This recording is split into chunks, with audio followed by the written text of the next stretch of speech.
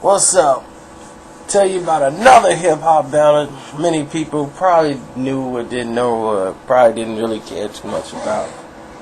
And it was the battle between LL Cool J and MC Hammer.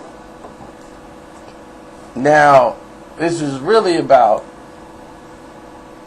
every rapper that didn't dance versus MC Hammer. But let's take it from the beginning and why this whole situation took place. And starting from the beginning, MC Hammer was performing at the Oak Tree. That was normally his main spot, and he was recording tapes and making them and selling them out the trunk of his car, where he caught the producer's eye and they wanted to sign him. And he negotiated a deal that was unprecedented for a rap artist. His rap contract was a $750,000 signing bonus, and it was a multi-million-dollar record deal. But it was based on the success of the first album. Would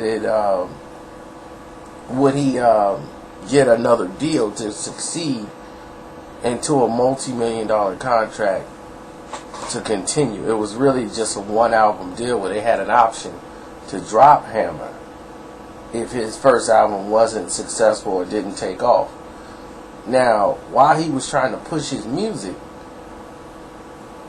when he was selling them out the trunk of his car, he would notice that when he was trying to go from he already had the West Coast, but they wanted to try to get some play on the East Coast. And they couldn't. Let's Get It Started wouldn't get played on the East Coast. Wouldn't get played on the radio. None of the East Coast DJs, and they spent all this money going over there to try to promote their records. And they just weren't getting the opportunity. And they didn't understand, like, why couldn't they get any spins, with the success the record was having.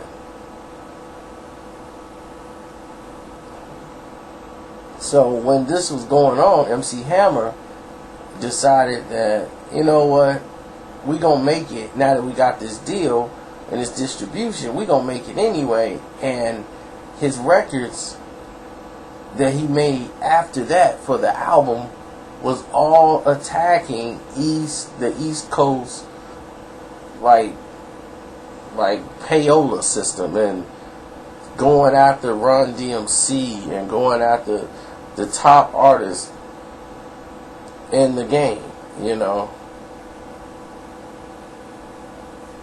So, all of a sudden, his first video, Pump It Up. So, when Pump It Up video came out, there they are with these three supposed to be Run DMC artists. And Hammer is like dissing the East Coast, dissing Run DMC, and he's taking the mic out their hands. It was really disrespectful to the East Coast. And his whole album is basically disrespecting the East Coast hip-hop world for not giving a platform for everybody. And they're from East Oakland. So that was basically Hammer's first album, Please Hammer. This is before Please Hammer, Don't Hurt 'Em came out, and and all of the stuff with You Can't Touch It. This is before that even came to the forefront. Now, to Turn This Mother Out came out, the video, and it's basically the New York DJ, and they talking about how they ain't gonna play Hammer's records, and then Hammer come in there and still turn it out. So Hammer's everywhere now, and artists like LL Cool J, Third Base, everybody's taking shots at MC Hammer, and his success. And LL even took a shot at him because he was crossing the line. And then he made a song dissing LL Cool J when LL Cool J really wasn't dealing with MC Hammer at the time. Like he wasn't on LL's radar. Like LL wasn't even coming at it. But the fact that LL was the king of rap at the time, because Run DMC kind of took a hiatus, or they was going through a transitional period at that time, touring and doing what they doing, they didn't pay any attention to Hammer. But LL album was tanking, and Hammer was all coming up. Walking with a Panther wasn't doing good. It wasn't doing what they expected it to do, and he went in another direction, and Hammer's going up. So while Hammer was on tour, he made a remix to a song called They Put Me in the Mix. It's not like it is on the album version. It's a completely different song, and all he's doing is bragging and dissing LL Cool J. So he's basically telling LL, like, you're 87 and I'm 89. This is a style, I made it. You couldn't do it if you wouldn't pay for it. And he's basically telling him, like, if you go and listen to that song that he made, that he did the remix while he was on tour. Before he went on tour, he remixed the song and actually went on stage and performed it. Different beat, different everything. They Put Me on the Mix. Remix was a high energy record. It was burning up the airwaves and was getting more spins. So LL hears this song. If you are a king, then Hammer is a pope. It's like, wow. And like, now you can push to the side. You 87 and I'm 89. It's like, he just was really disrespectful. So when LL came out with The Break of Dawn, it was in response to this. LL just didn't come out dissing Hammer just to diss him. Hammer wasn't on his radar, but now you throwing shots at LL when LL was basically going through a transitional period where he was down. So for somebody to come back, you taking shots at LL while he was going through a transitional period with Walking with a Panther. He wasn't even bothering Hammer. Now Hammer's on the radars, and it's on. And I mean on. So once that happened, To the Break of Dawn came out.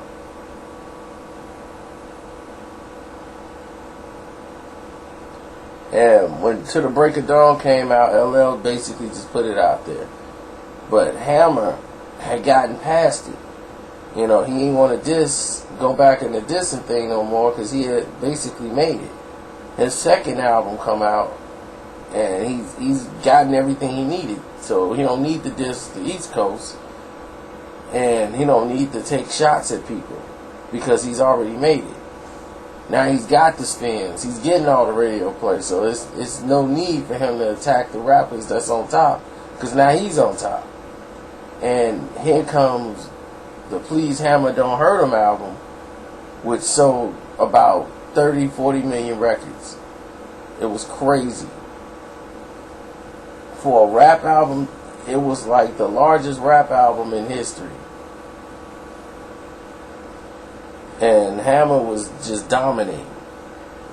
You Can't Touch This, T-shirts, the tour. Nothing was bigger than that in hip-hop history.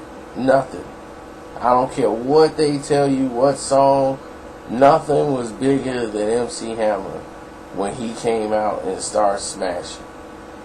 I mean, they'll try to throw Vanilla Ice in there. It never had the momentum that MC Hammer had worldwide. And after that, it wasn't just LL. You got Too Short, who's from the Bay also. dissing Hammer on Short and Funky, if you want to know the actual song, and other songs on his album. He's dissing Hammer. He was one of the main people dissing Hammer. Then other people started in the industry started to link together. Besides Third Base, NWA was dissing Hammer. And then after that, after NWA, Ice Cube was dissing Hammer, and he was the sellout. And the Be True to the Game video really did him in, because that was a video and that showed him like, yeah, you were hardcore hip hop, and look at you, then you done sold out and just giving in to the mainstream, like, because he had all these sponsorships. So all these rappers are coming together dissing Hammer, and they was like, Hammer, you gotta respond to this, you know. Hammer responded positively and came out with the record Too Legit to Quit, to tell them that I'm legit, you know, like, this is me, I'm not gonna change, and I'm not gonna quit. Y'all ain't gonna break me. You know, so it was a good stance by Hammer, but for a hip hop thing, you know, they wanted to see a battle, or they felt Hammer should have stood up, and he didn't. He wanted to take the high road and didn't want to get caught and suckered into a battle. But it led into another battle that was two guys that didn't like each other, period. And nobody really knows where or how it really started. But actually, Ice-T was the only one to take up for MC Hammer.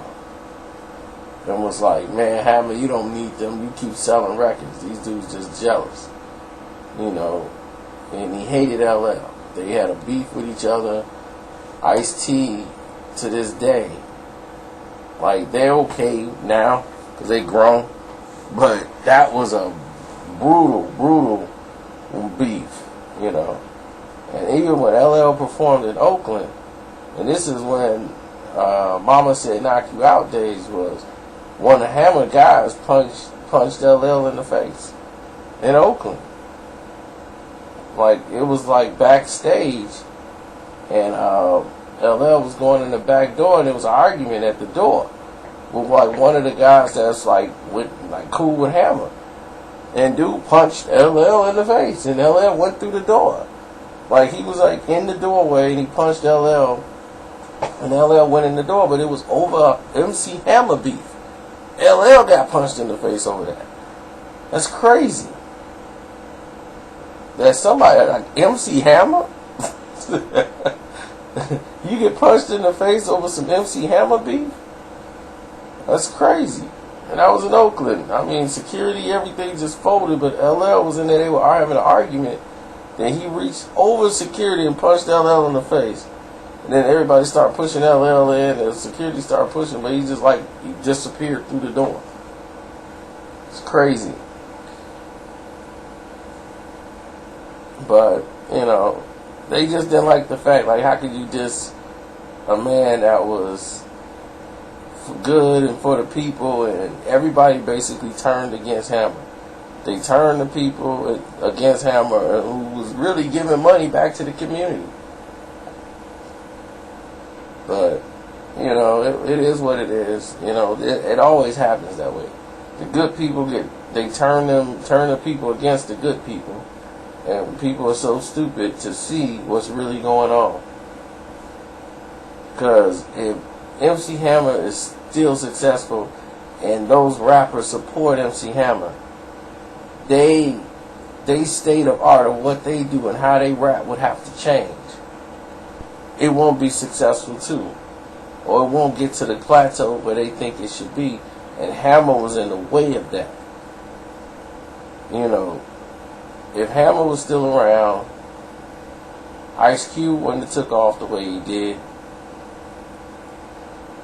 Ice Cube raps would have been different. NWA wouldn't have sold as many records.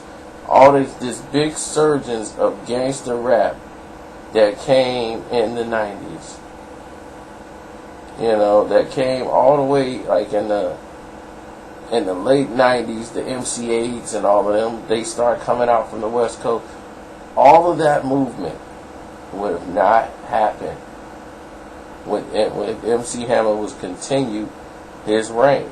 There would have been no space for that kind of activity on the main market.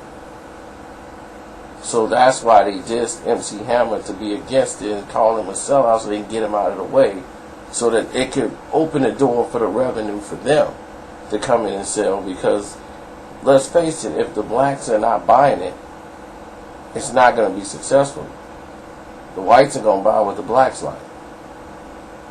If we like Usher, they going to like Usher. If we like Chris Brown, they going to like Chris Brown. Because their kids are going to like it. They want to be and do what we do. They like it. So they're going to buy it. We like Lil Wayne, they going to like Lil Wayne. The moment we stop liking Lil Wayne, they not going to like Lil Wayne. That's just how it is. And that's how the whole industry is moving, the direction. And it's a mess right now.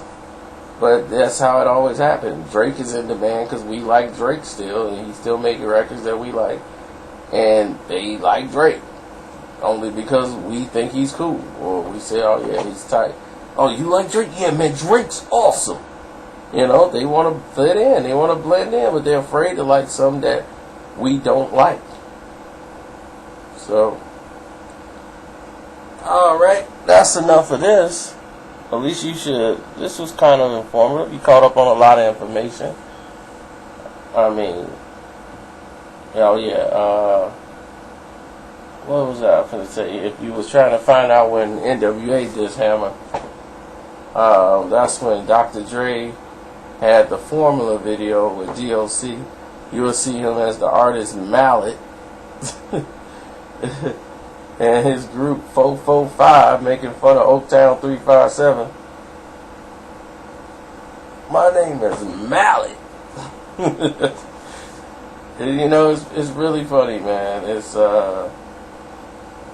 these little rap beats, man. They're very entertaining. I like telling them because they hilarious. Bring back a lot of old memories. All right, I'm out.